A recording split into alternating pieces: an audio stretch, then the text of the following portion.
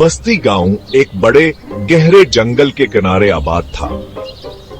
गांव वाले इसे सरगोशियों वाला जंगल कहते थे।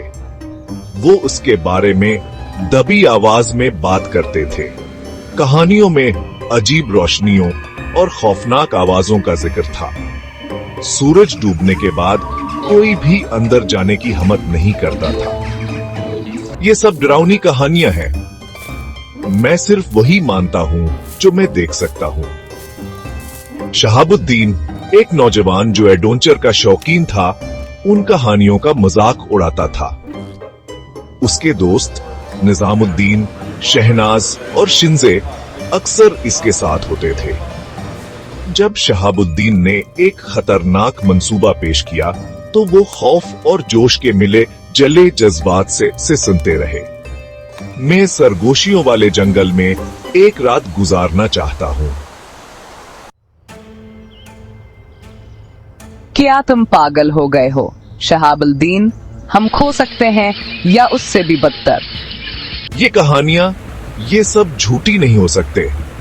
शिंजे भी, जो आमतौर पर सबसे बहादुर होती थी, परेशान नजर आ रही थी। डरो मत, हम सब इकट्ठे रहेंगे और तलू आफताब से पहले वापस आ जाएंगे। क्या कहते हो? क्या तुम मेरे साथ हो? एक एक करके उसके दोस्त हचकचाते हुए मान गए। उन्होंने मिलकर जंगल के खतरात का सामना करने का वादा किया। वो इन कहानियों को गलत साबित करेंगे।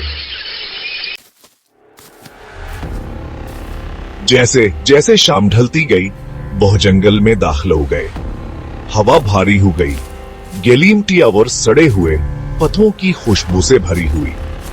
दरख्तान पर झके हुए थे। उनके शाखें पंजों की तरह एक दूसरे में उलझी हुई थे। पत्तों की हर सरगोशी, अलव की हर आवाज इनके रीढ़ की हड्डी में सनसनी दौड़ा देती थी। वह गहराई में जाते गए। चांद बादलों के पीछे छपक गया, उन्हें तकरीबन मुकम्मल अंधेरे में डबो दिया। फिर वह एक खली जगह पर पहुंचे। बीच में एक पुराना टूटा हुआ झूला था। वो हवा में हल रहा था, अगरचे कोई भी करीब नहीं था। जैसे ही दिख रहे थे, झूले के पीछे साए से एक शख्सियत नमूदार हुई। उनके दिल खौफ से भर गए। वही शख्सियत अंधेरे का एक एक्स खलीज गह के किनारे एक पुरानी टूटी हुई हवेली की तरफ बढ़ी।